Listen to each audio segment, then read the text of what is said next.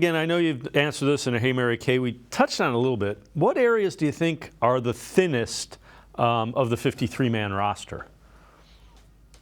Well, we can start once again at running back.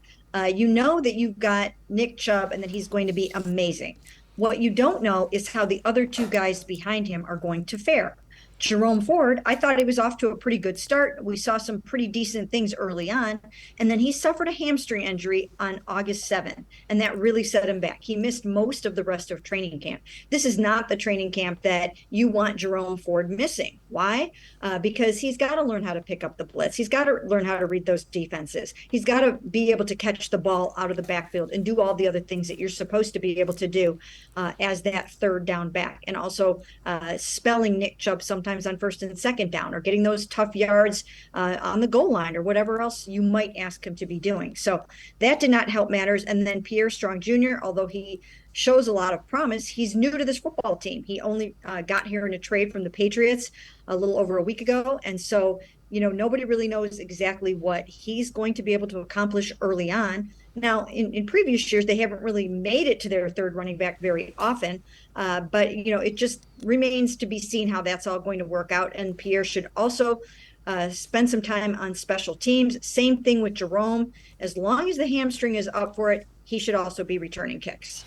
And I think we need to point out, every NFL roster has questions on it. There isn't a perfect 53-man roster in the NFL.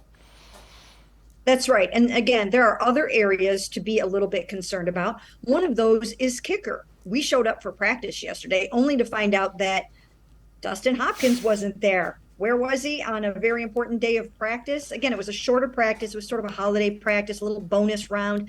But still, you would want him to be there, getting up to speed, with that, hold, snap, kick sequence with his new guys.